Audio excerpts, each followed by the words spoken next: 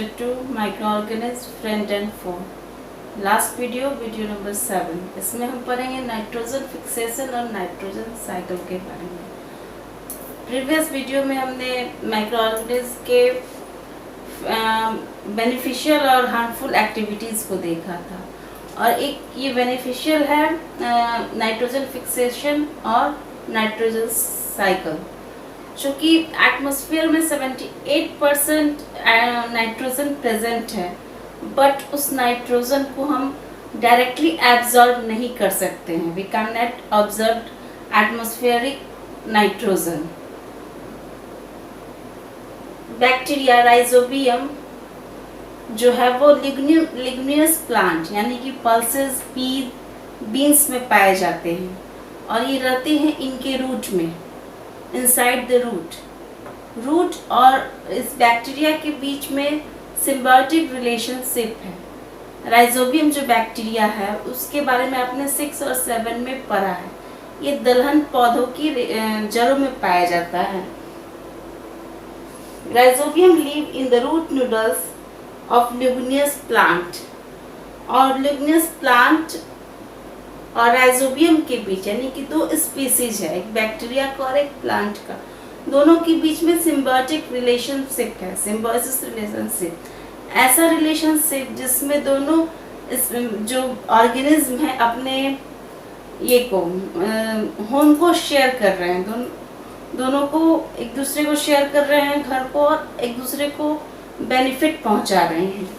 तो ये डेफिनेशन हो सकता है सिम्बायोसिस रिलेशनशिप का कि special type of interaction between species that sometimes beneficial, sometimes harmful. That relationship are essential to many organisms and ecosystem. System के लिए ज़रूरी है, क्योंकि जो नाइट्रोजन फिक्सर बैक्टीरिया है वो और राइजोबियम ये क्या करते हैं, जो कंपाउंड ये हैं एटमॉस्फेरिक नाइट्रोजन को सिंपलर नाइट्रोजन में बदलते हैं, जो कि एक प्रोटीन का रूप होता है, और उसको प्लांट द्वारा एब्जॉर्ब करने के बाद एनिमल प्लांट से लेते हैं। और इसके बाद लाइटिंग फिक्सेशन से भी नाइट्रोजन फिक्सेशन होता है। Nitrogen cycle, the process by which amount of nitrogen remain in the same in atmosphere is called nitrogen cycle. यानी जो एटमॉस्फेयर में 78% नाइट्रोजन है, उसका जो 78% जो अमाउंट है वो कांस्टेंट रहे, तो कैसे एटमॉस्फेयर से फिर वो अर्थ पे आता है, अर्थ से एटमॉस्फेयर पे जाता है। तो एटमॉस्फेरिक नाइट्रोजन लाइटिंग द्वारा या बैक्टीरिया के द्वारा क्या होता है, कंपाउंड नाइट्रोजन में बदलता है। उस कंपाउंड नाइट्रोजन जो बदलता है वो राइजोबियम के कारण बदलता है, जिसको प्लांट एब्जॉर्ब करता है, अपटेक करता है, और प्लांट के द्वारा एनिमल लेता है।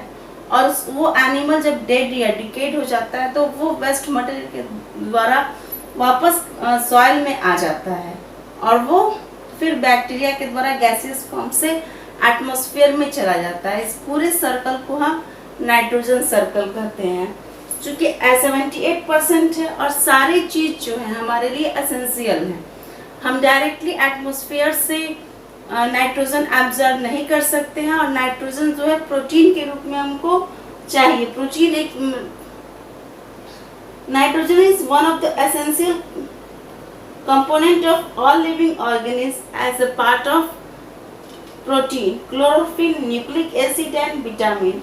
The atmospheric nitrogen cannot be taken directly by the plant and animal. Certain bacteria and blue-green algae present in the soil fix nitrogen from the atmosphere and convert into compound of nitrogen. तो यानी कि हम direct नहीं ले सकते, compound nitrogen को लेते हैं, और कंपाउंड नाइट्रोजन प्लांट द्वारा एब्जॉर्ब होता है, और प्लांट के द्वारा हम प्लांट और एनिमल, हमारे फूड का जो मेन सोर्स है प्लांट और एनिमल, उसके द्वारा हम इसको